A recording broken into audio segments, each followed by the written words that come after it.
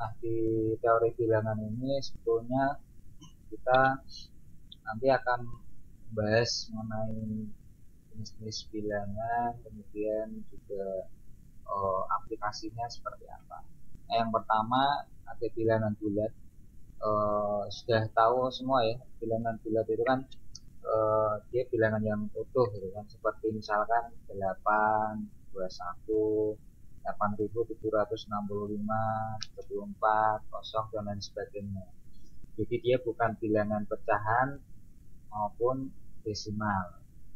Ya, kalau misal koma-koma lah itu bilangan real ya. Lawan dari bilangan bulat adalah bilangan real. Cirinya dia punya titik desimal. Contoh misal 8,034,25, 0,02 dan lain sebagainya. Nah, pada prinsipnya apakah dua bilangan itu menghasilkan bilangan bulat? Ya caranya bisa dibagi saja ya. Jadi misalkan A dan B suatu bilangan bulat itu apabila A tidak sama dengan 0 ya. Nah, gampangnya ini ya. Misalkan A habis membagi B atau A habis membagi B itu nanti diperoleh nilainya adalah C. Boleh ditulis seperti ini, B sama dengan A kali C, sama saja. Nah, contoh misal ini, apakah 4 habis membagi 12? Ya, bagi saja 12 dengan 4. 12 bagi 4 hasilnya kan 3. Nah, ini bilangan bulat ya, bilangan utuh. Maka dia disebut 4 habis membagi 12. Itu sama saja, angka 12 ini diperoleh dari perkalian antara 4 dengan 3. 4 kali 3. Tapi prinsipnya ini aja ya, untuk menentukan apakah bilangan bulat ya ini aja dibagi 12 bagi 4 kan hasilnya 3 bilangan bulat. Tapi kalau dibalik misalkan 4 dibagi 12 maka hasilnya bukan bilangan bulat. Jadi tidak bisa kalau dibalik. Misalkan 4 tidak habis membagi 13 atau 13 bagi 4 hasilnya apa? 3,25. Ini bukan bilangan. Pada intinya adalah bilangan bulat itu kalau dua bilangan yang membagi menghasilkan nilai yang utuh itu disebut bilangan bulat. Kalau koma-koma, desimal atau pecahan itu dia bukan bilangan bulat.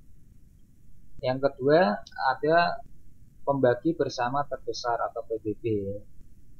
Misalkan A dan B bilangan bulat yang 30. Pembagi bersamanya yang terbesar itu apa? Itu bisa dicari ya. Bisa ditulis PBB pembagi bilangan besar antara A dengan B adalah D. Contoh misal saya punya bilangan 45, faktor yang bisa membagi apa saja itu angka 1, 3, 5, 9, 15, 45. Ini bisa merupakan kelipatan dari 45 lah pembagiannya. Lalu faktor pembagi angka 36 itu diantaranya kan 1, 2, 3, 4, 9, 12, 18, 36. Nah, di antara angka 45 dengan 36 itu ada yang disebut sebagai pembagi terbesarnya, ya, pembagi bersama terbesar atau PBB. Mana PBB-nya? Cari aja yang sama dan terbesar.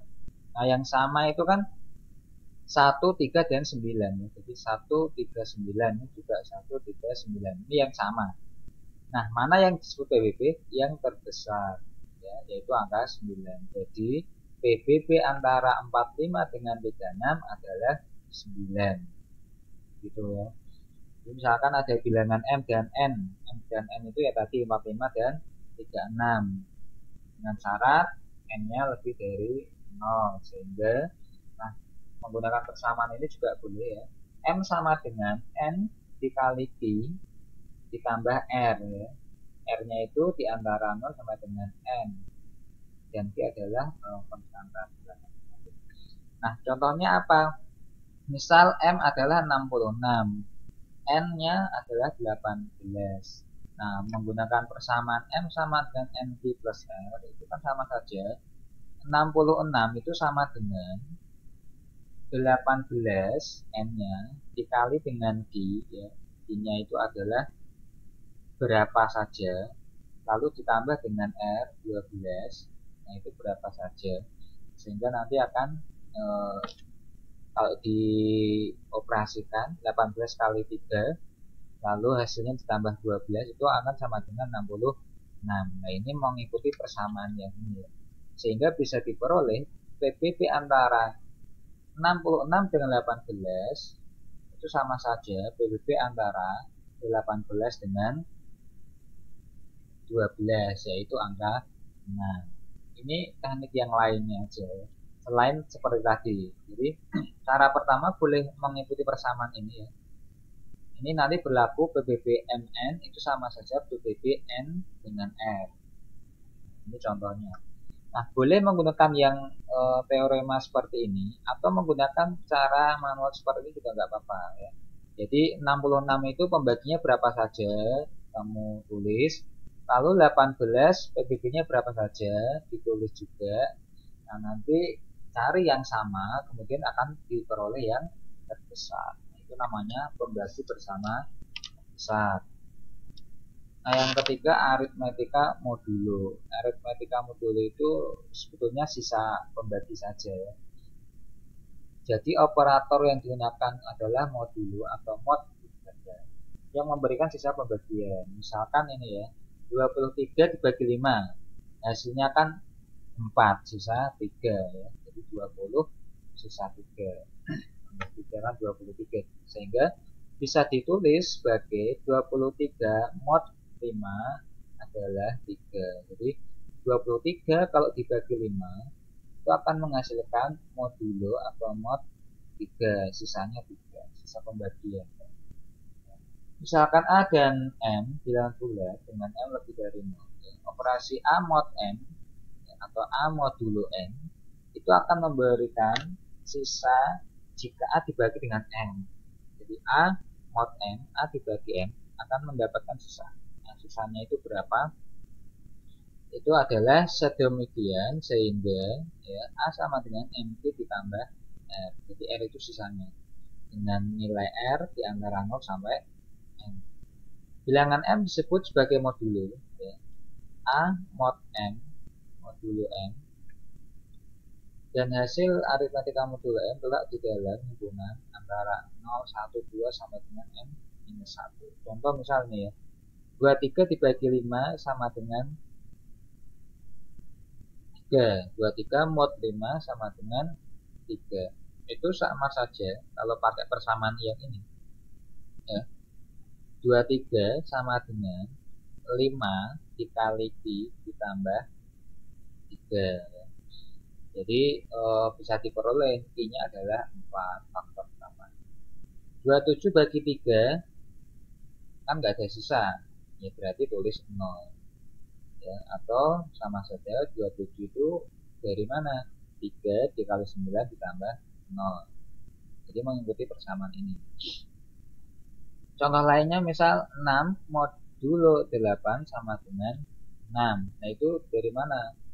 Ya, berarti nanti Q-nya sama dengan 0 ya. 6 sama saja 8 dikali 0 tambah dengan 6. Dan lain sebagainya. Ini contoh saja. Itu aritmetika modulo. Jadi bisa pembagian.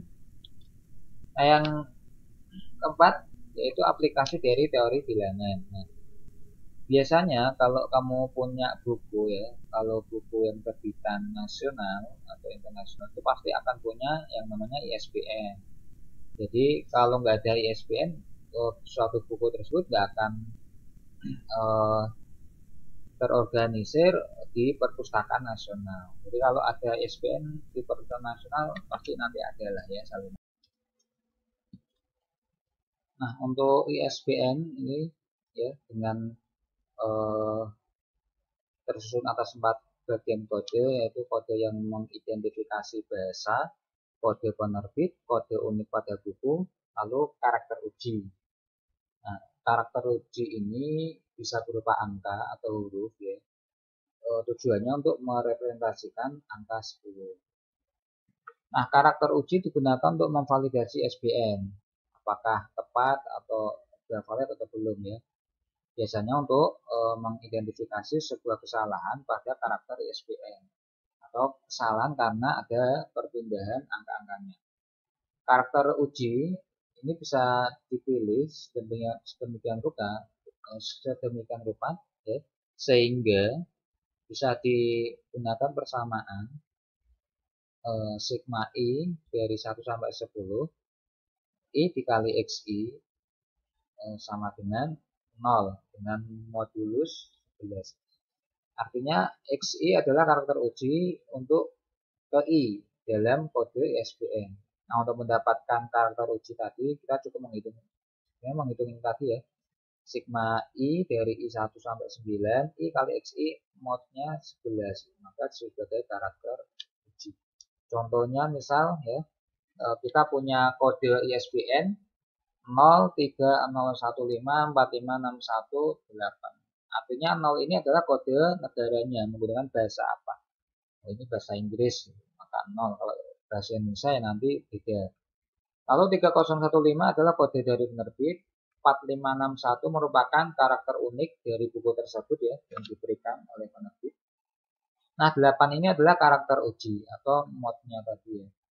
Nah, karakter uji diperoleh dari perhitungan 1 kali 0 tambah 2 kali 3, 3 kali 0 ya. Jadi ini angka 1, ini kan angka 0 ini urutan ke 1 ya, 1 kali 0. Lalu urutan keduanya 3, 2 kali 3. Ya. Urutan ketiga yaitu 3 kali 0. Dan seterusnya sehingga diperoleh total 151. Jadi karakter ujinya adalah 151 mod 11. Itu berapa? Itu 8. Jadi ini modnya ya, sisa pembagiannya. 151 bagi 11 sisa 8. Maka sini harus ditulis angka 8. Misalkan nanti 151 dibagi atau berapa dibagi berapa bagi 11 ternyata berapa 7 ya sini harus 7. Maka itu adalah karakter uji. Nah, contoh misal diberikan angka ISBN ya 0072890P050. Nah, P-nya ini berapa bisa dicari. Oke. Dengan cara yang sama seperti tadi ya. 1 dikali 0, lalu 2 dikali 0, 3 kali 7, 4 dikali 2 seterusnya ya. Nanti diperoleh 168 plus 7P. Nah, 168 plus 7P mod 11 sama dengan 0. Itu sama saja bisa ditulis 168 plus 7P sama dengan 11K plus 0. Nah, nanti P sama dengan persamaannya ini ya. Nah, untuk mencari P maka K-nya bisa kita coba-coba. Dengan syarat tadi apa? P-nya harus diperoleh antara 0 sampai dengan 9. Mau cari yang bernilai 0 sampai 9. Nah, caranya ya masukkan saja. Misalkan K-nya berapa lah? K-nya 1, P-nya ketemu berapa? K-nya 5, P-nya ketemu berapa? K7 ketemunya minus 13. K21 ternyata ketemunya 9. Maka P-nya adalah angka 9.